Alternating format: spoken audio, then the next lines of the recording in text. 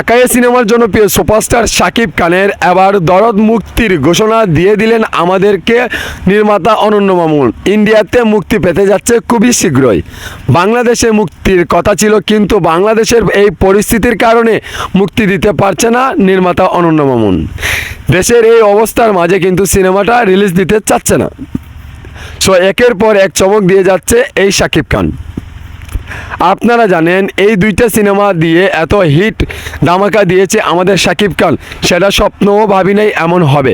কিন্তু এই দরদ দিয়ে আবার একটা ইতিহাস রচনা করতে যাচ্ছে আমাদের এই বাংলাদেশের শাকিব খান।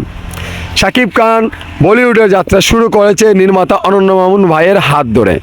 এমনকি বলিউডের নায়িকার সাথেও কাজ করেছে আমাদের শাকিব খান। একের পর এক চমক দিয়ে যাচ্ছে এই সুপারস্টার। আপনারা জানেন শাকিব খান হিন্দিতেও নয়, উর্দুতেও নয়, কোনোতেই নয়, ইংলিশ ভার্সনে ইন্ডিয়াতে মুক্তি পেতে যাচ্ছে। খুবই শীঘ্রই আসছে শাকিব খানের এই দরদ সিনেমাটি। একের পর এক চমক দিয়ে যাচ্ছে ঢাকাই সিনেমার জনপ্রিয় সুপারস্টার শাকিব খান। নির্মাতা অনন্য মামুন ভাই জানিয়েছেন আমাদের খুবই শীঘ্রই ইন্ডিয়াতে মুক্তি পেতে যাচ্ছে এই দরদ সিনেমাটি। একের পর এক চমক দিয়ে যাচ্ছে এই ঢাকাই সিনেমার জনপ্রিয় সুপারস্টার শাকিব খান। এমনকি বলিউডের নায়িকা সোনাল চৌহানের সাথে যে পারফরমেন্সগুলো করেছেন শাকিব খান, সেটা দুর্দান্ত ছিল।